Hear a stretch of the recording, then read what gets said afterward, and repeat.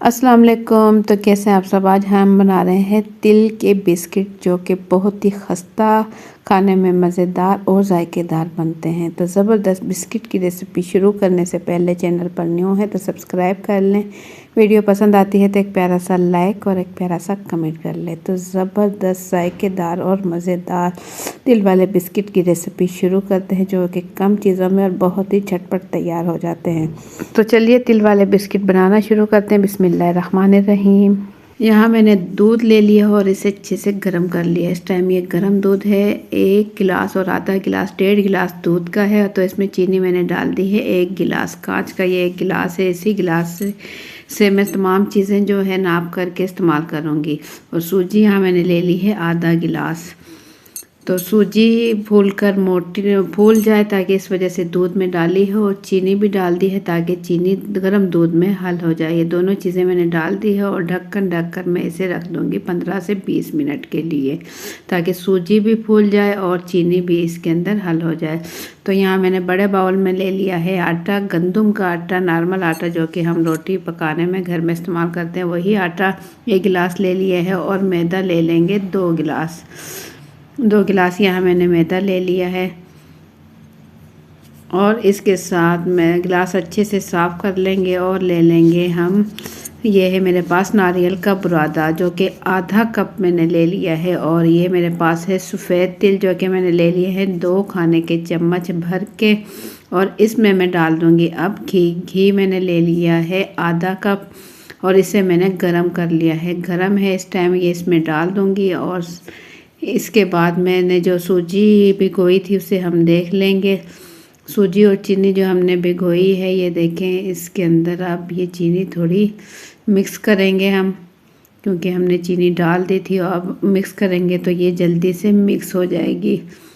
चीनी हम अच्छे से हल कर लेंगे। सूजी जो है वो भी फूल कर थोड़ी मोटी हो चुकी है। तो इसके बाद ये डालकर हम जो है टिक्की का आटा गूँधेंगे। इस आटे में मैंने 1 कप आटा डाला था। इसमें 1 गिलास आटा पहले डाला था, 1 गिलास और आटे का मैंने इसमें डाल दिया है। 2 गिलास आटे के और 2 गिलास मैदे के, और आधा गिलास मैंने इसमें सूजी डाला था, और आधा कप डाला था घी। इन तमाम चीज़ों को मिक्स करने के बाद जो हमने सूजी, चीनी, दूध में भिगोए थे, ये तमाम मिक्सचर इस आटे में डाल देंगे। ये परफेक्ट रेसिपी है। इसके अलावा इसमें पानी वगैरह कुछ भी नहीं जाएगा। इसी दूध में ये आटा गूँधेंगे और बहुत ही ज़बरदस्त आटा गूँधेगा, और इसकी बहुत ही ज़बरदस्त खस्ता और मज़ेदार टिक्कियाँ बनेंगी।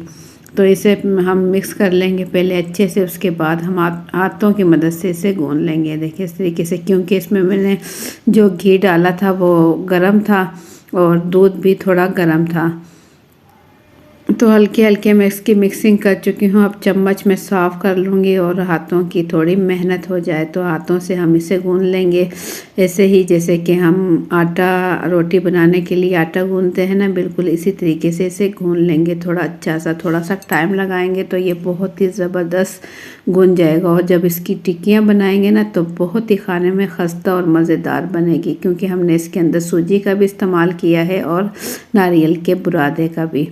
तो इन दोनों चीज़ों से बहुत ही खस्ता और मज़ेदार टिक्कियाँ तैयार होंगी। और घी भी बिल्कुल परफेक्ट इसके अंदर डाला है। ये तो यहाँ मैं इसे गूँध चुकी हूँ। ये देखें ज़बरदस्त आटा हमारा रेडी हो चुका है। इसे मैं छोड़ दूँगी अब तकरीबन 10 से 15 मिनट के लिए, ताकि ये अच्छे से सेट हो जाए। तो 10 से 15 मिनट गुजरने के बाद मैं आपको दिखाऊँ, आटा हमारा बिल्कुल अब रेडी है टिक्कियाँ बनाने के लिए। तो इसे मैं थोड़ा सा आटा निकाल लूँगी, थोड़ा सा मैं हाथ मार के इसे गूँध लूँगी, ताकि ये और भी नरम और मुलायम हो जाए। तो काउंटर पर मैं डालकर इसका एक बड़ा सा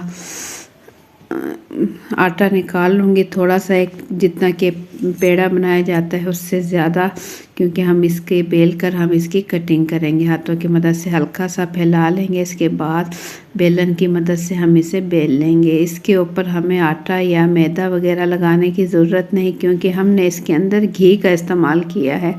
इसकी वजह से ये चिपकेगा नहीं और अच्छा सा बिल भी जाएगा। ये देखें कितना नरम और मुलायम, माशाल्लाह बहुत ही ज़बरदस्त आटा इसका बिल्कुल रेडी हो चुका है।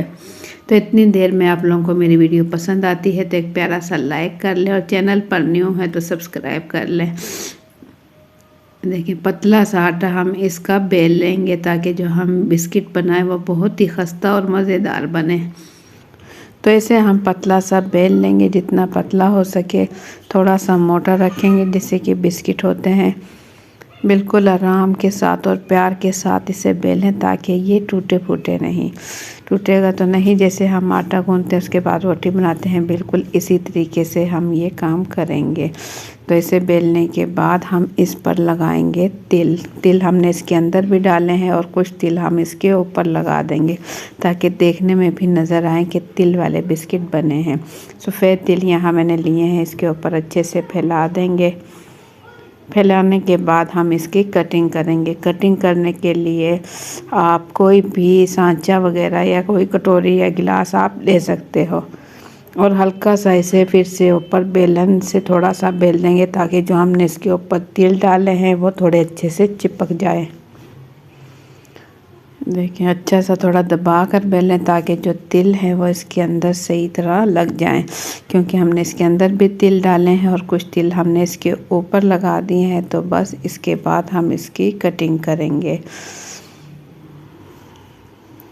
कटिंग के लिए यहाँ मैंने ले लिया है कांच का गिलास है, ये मेरे पास दरमियाने साइज़ का बिल्कुल छोटा कटर जो है वो ज़्यादा छोटा होता है, तो गिलास यहाँ मैंने ले लिया है।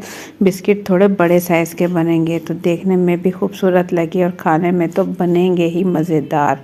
तो इसकी हम जितने इस पे गिलास से हम कटिंग करेंगे, जितने हो सके हम कटिंग करेंगे। गिलास रख कर हल्का सा घुमाएंगे ताकि जो अंदर का जो बिस्किट है वो अलग हो जाए और इसके बाद जो एक्स्ट्रा आटा है इसका वो हम उठा लेंगे और इसे दोबारा से बेलकर इसके भी हम बाद में बिस्किट तैयार कर लेंगे।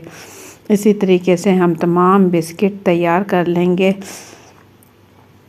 तमाम बिस्किट इसी तरीके से तैयार करने के बाद हम इसे फ्राई करेंगे।